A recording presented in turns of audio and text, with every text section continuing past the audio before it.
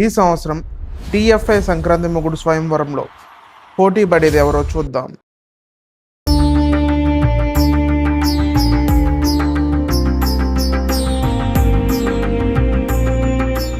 నాకు హైప్ కాదు కావాల్సింది, ఫేక్ కలెక్షన్స్ కూడా కాదు కావాల్సింది.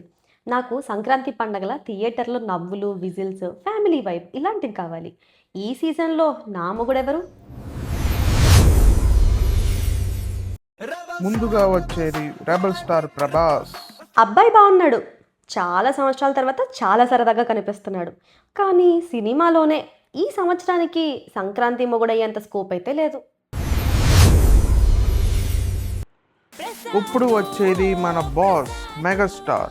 వాహ్ వాహ్, మన మెగాస్టార్ని మళ్ళీ ఇన్నేళ్ళకి ఇలా చూస్తున్నాం. వింటేజ్ బాస్ ఇస్ బ్యాక్ అన్నమాట. బాస్ ఈ సినిమాతో మొత్తం మన తెలుగు ఫ్యామిలీస్ అందరినీ ఆకట్టుకున్నారు. కానీ సెకండ్ హాఫే ఇంకొంచెం బాగుంటే బాగుండు అనిపించింది. ఇప్పుడు వచ్చేది మన మాస్ మహారాజా. మాస్ మహారాజా ఈసారి మాస్తో కాకుండా క్లాస్గా వచ్చారు.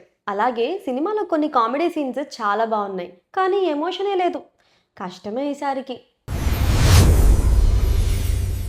ఇప్పుడు వస్తున్నాడు మన star entertainer. Star entertainer tag వేసుకుని వచ్చి నిజంగానే స్టార్ ఎంటర్టైనర్ అని ప్రూవ్ చేసుకున్నారు ఇతను. సినిమా మొత్తం తన భుజాల మీద నడిపించి అందరినీ అలరించేశారు. కానీ స్టోరీయే ఇంకాస్త బాగుంటే ఖచ్చితంగా ఈ సంవత్సరానికి అల్లుడు ఇతడే అయ్యేవాడు. చివరగా వచ్చేది మన చార్మింగ్ స్టార్.